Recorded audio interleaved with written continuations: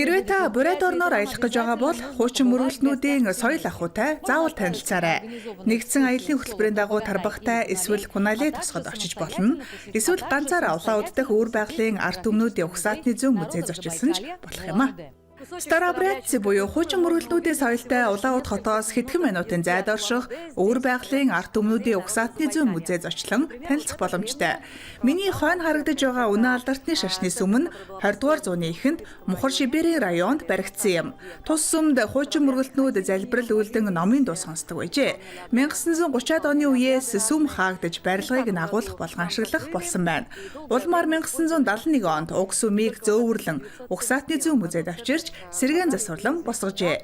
Өнөөдөр энэ сүм тус музейн гол үзмрүүдийн нэг болсон төдийгүй ирсэн зочин гүйчдийн сонирхлыг ихэд татан оршсоор байна. Хуучин мөргөлтнүүдийн зохицолборт нийгмийн давхарга бүрийн иргэдийн амьдрал ахуйг харуулах үзмрүүд бий. Ядуу гар урчуудаас эхлээд чинээлэг худалдаачин болон жирийн иргэдийн гэр сууц, сүм бүхий зохицолбор юм. Хашаа бүрэн сэлбэр чимэглэл бүхий хаалгатай. Угсаатны зүүн музейн хуучин мөргөлтний цогцлбор нь 19-р зууны төгсгөл үеийн түүхийг гэрчлэн харуулна. Цогцлбор нь хуучин мөргөлтөн чинээлэг айлын эдлэн баян худалдаачин хийгээд ядуу гар урчуудын хашаа гэсэн ийм 3 хэсгээс бүрддэг. Сибирт шилжин суурьшсан хуучин мөргөлтнүүд хэрхэн амьдарч байсныг энэ гудамжинд ирснээр харж танилцсан мэдэх боломжтой. Энэ бол 1880 онд Тарбагтай районы Гуйтун тосгоны чинээлэг Харлан Борисовын гэр. 1975 онд энэ байшинг зөөвөрлөн өвөр байгалийн арт өмнөдийн угсаатны зүүн музейд авчирч үзмэр болгожээ. Хуучин мөргөлтнүүдийн өвөрмөц соёлын илрэл болсон энэ сэлбэртээ хаалганы өмнө тус музейд ирсэн жуулчин бүр зураг даруулах ёстой гэхэд хэлсдэхгүй. Бурайдад зочлон ирээд хуучин мөргөлтнүүдийн амьдрал ахуйтай танилцахыг хүсвэл Тарбагтай тосгоныг зорин очоорой. Уг тосгон өвөр байгалийн хамгийн том хуучин мөргөлтнүүдийн суурин бөгөөд ЮНЕСКОгийн Бит бус өвийн жагсаалтад багтсан гайхалтай түүх соёлтой газар билээ. Хуучин мөргөлтнүүдийн соёл ахуйтай танилцахын тулд болж өгвөл аяллаа урьдчилан захиалаарай.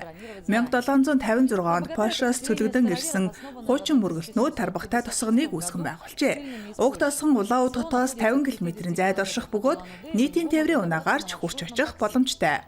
Бурайдад нүүдлэн ирсэн хуучин мөргөлтнүүдийг нутгийн иргэд Семейский буюу амбулаарэ амьдрахсад хэмээн нэрлэдэг. Семейскийн соёлтой танилцах хамгийн тохиромжтой хувилбар бол хөтөчтэй аялал. Уг аяллаа хүрээнд та Тарбагтай хүсвэл Куналейскэд тосгон зочлон очих болно. Таныг үндэсний хувцастай хуучин мөргөлтнүүд ухтан авч, уламжлалт хоолоороо дайлж, ахуй зан заншлаа танилцуулан ярьж, дуу урлагийн тоглолтоо өргөн барих болно. Хуучин мөргөлтнүүдийн соёлын онцлог болсон гоёмсог чимэгтэй өнгөлөг байшинтай гудамжууд таны анхаарлыг татах нь ойлгомжтой. Эндээс та баяр хөөр, өнгөлөг, тод, өнгө төрхийг мэдрэх болно.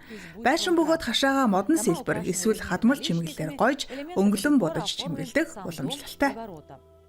Мөн Тарбагтай тосонд уламжлалт арга барилаар баригдсан үнэн алдартны сүмд зочлон танилцах боломжтой. Уг сүмийг 20 гаруй жилийн өмнө босгожээ. Тарбагтай тосгонд Харлам Сергийн хүчин чармаалтаар байгуулагдсан гэр музейгээр заавал очлоорой. Уг музейд 18-аас 20 дугаар зууны үеийн хөдөлмөрийн багаж хэрэгсэл, ахуйн хэрэглээнээс авсуулга, бурхны сэрэг дүр икона, Польшоос авчирсан 16-аас 19 дугаар зууны үед хамаарах сурвалж бичиг номуудыг дэлгэн тавьжээ. Мөн та цөлөгдөн ирж бурайд нутагт анхлан хөл тавьсан протопоп Авакумын бодит түүх Семейскийн уламжлалт ахуйтай бичлэн танилцсан орчныг мэдрэх боломжтой. Семейскийн найрал дууг заавал сонсоорой. Энэ бол зүгээр нэг найрал дуу биш, 300 жил ихшиглэж байгаа түүхэн хүүрнэл юм. Дундад үеийн Оросын дуун урлагийн зарим элементийг хадгалан өнөө үед уламжлан авчирсан цорын ганц соёл бол Семейскийн дуулал билээ. До прилега.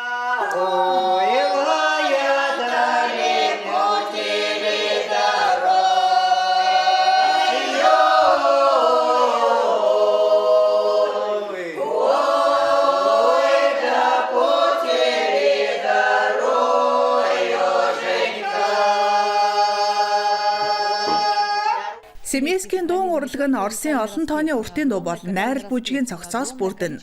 Шог дуунаас гадна шоронгийн буюу цөллөгийн гээд түүх өгүүлэх хилэмжийг хадгалан үлдсэн агуулмжтай. Тэд ийхүү уламжлал түүхээ хадгалан соёлоо тэн явж байна.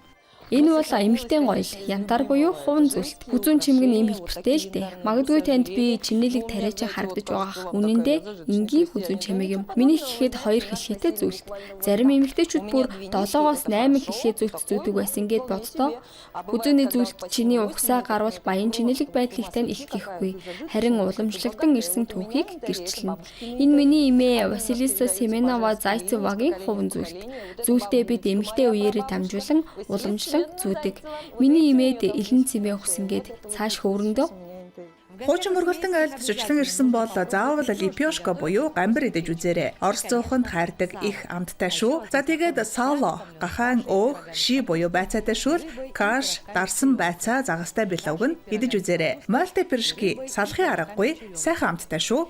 Сибирь болон бүх Оросын хуучин мөргөлтний соёлыг тээн яваа томоохон төвүүдийн нэг бол тарбагтай тусгай юм. Хуучин мөргөлтнүүдийн өвөрмөц амьдралын хэм маяг, эртний уламжлал, зан заншилтай танилцаж, амьд түүхийн гэрч нартай уулзаарай. Илгээмсэг дотно зочломтгой хуучин мөргөлтнүүдтэй хамт бүжиглэн, дуулж, уламжлал зоогийг нь хүртэн мартагдашгүй нэг өдрийг өнгөрүүлээрэй.